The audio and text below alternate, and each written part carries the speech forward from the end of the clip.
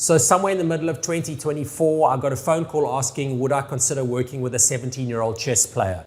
Chess is so complex, so I just love it, yes. I want to become the world champion. And initially the answer in my head was no, because 17 tends to be a bit young for the kind of work I do, because youngsters tend not to have that ability to really have self-awareness and self-reflect.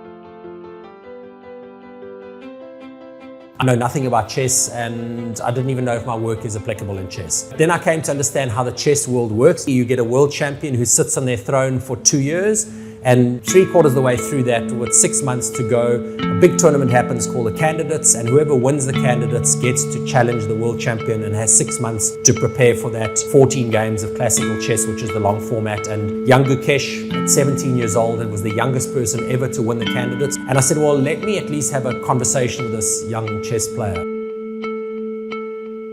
Very soon into that conversation, I realized I was talking with a very special human being. His ability to self-reflect was remarkable. The quality of his questions, the mental and emotional maturity was so far beyond his years. And it was no surprise that at 17 years old, he was the youngest person ever to win the Candidates. And I said, yes, let's give it a try, but I really don't know if my work is that applicable in chess. I'd worked in 19 other sports, but all of those other sports, the primary performance tool was the body, the physical body, either running, jumping, hitting, kicking, swimming, climbing, whatever it might be. And I was working on the mind, which is the supporting tool for those skills. But chess was the first time where I worked with someone who their primary performance tool is the brain. So I wasn't sure how it would work out. I spent an hour to hour and a half every week for 5 months working with Gukesh, preparing him to be the youngest ever chess world champion, playing against the world champion Ding Liren. So you've got India versus China. 1/3 of the world's population is potentially watching this chess match, or could be. If I were to fast forward to the World Championship match in Singapore towards the end of 2024, about 3 weeks out from that, I'd said to Gukesh, we're not going to work on anything new, we're just going to work on consolidating your mental strategy. World champions don't become world champions when they win the final. World champions generally arrive at the event, be it the Olympics, or in this case at the beginning of an 18-day or 14-game tournament. World champions arrive as world champions. They've prepared as world champions, they have world champion strategies, they eat, they sleep, they train, they recover. They do everything that a world champion would do at gold class standard, and then when they do win at the end, it's really just a confirmation that we've been on the right track. People think that because this is the biggest event in my life, I need to produce the best performance I've ever produced in my life. And that is one of the single biggest mistakes that so many first-timers make. When you make a final for the first time, you do not need to deliver at a higher level than you've ever delivered. You just need to hit your potential.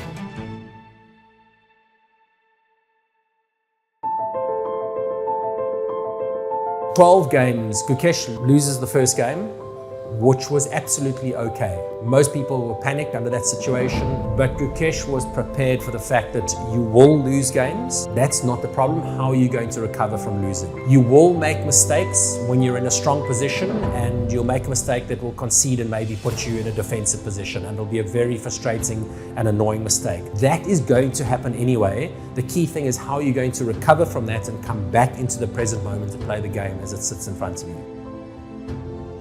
The whole thing was distraction management. How do I leave the past in the past and focus on the present moment? I've got a plan to win and a plan to not fail, and how do I keep bringing that plan back into the present moment? And one of the things I said to Gukesh is, I'm not going to come to the World Championship and support you in person. Why? Because he played a number of tournaments in that 6-month period, and at no point did I go along and watch. I didn't want to do anything different to what Gukesh had been doing and how he'd been preparing for that 6-month period. Gukesh won the 11th game to go 1 up. He lost the 12th game very badly. He was comprehensively beaten by an almost perfect game by his opponent Ding Liren, which leveled the scores at 6-all with 2 to play. That was the first time that Gukesh reached out in that 12-game period to have a conversation, to process everything that happened. He talked me through his process of how he had navigated the win the day before, how he had managed the loss, and what his mindset was going into the final 2 games. I was so excited by his ability and his clarity on how he had let go of that 12th game loss within 3 or 4 hours of the event, how much clarity he had on pressing the reset, and the amazing focus and clarity and calmness that he had moving into the final 2 games.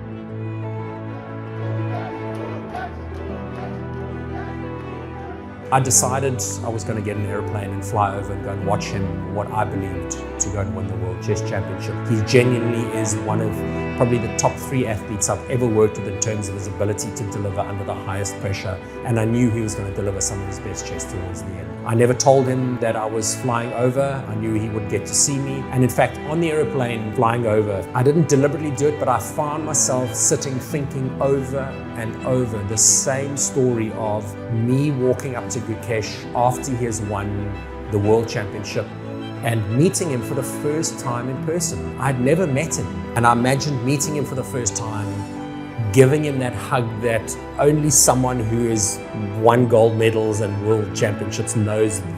The depth and electricity of that post-match hug is just the most incredible experience ever. And then looking him in the eye and saying, "You are the world champion and you deserve it."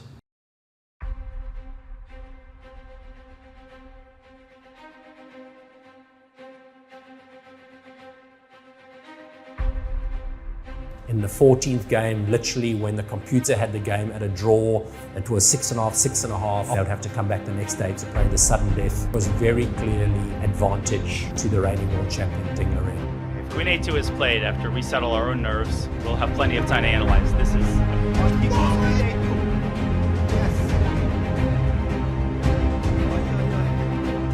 Gukesh's strategy, when most people would have conceded the draw, Gukesh didn't keep pushing and stay in the game because he wanted to win. The strategy was keep his opponent at the table for as long as he could, keep putting pressure, because the longer he sits at the table, the tighter he gets. And we're talking now that there'd been over 50 hours of chess that had played over the previous 18 games, and the idea was to just keep taking the edge off, keep tiring the opponent by not letting him leave the board. Takes a bishop d5!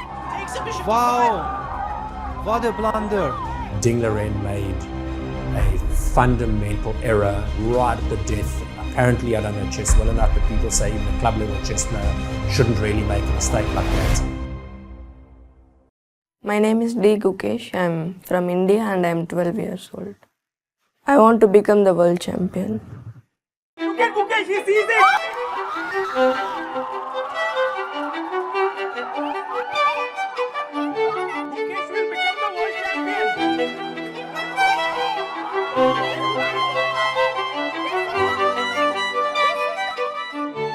Which enabled Gukesh to go on and become the youngest world chess champion in history.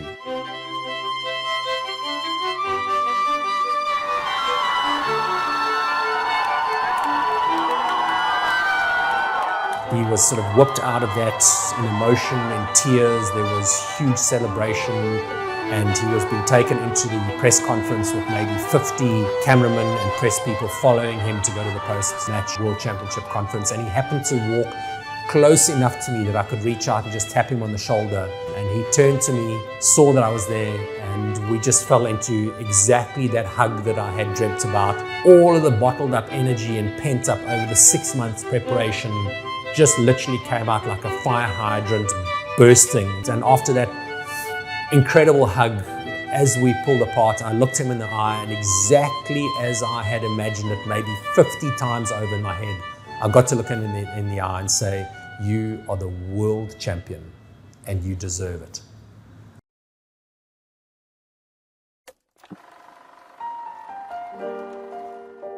What do you want to do when you grow up? I want to become the youngest world chess champion.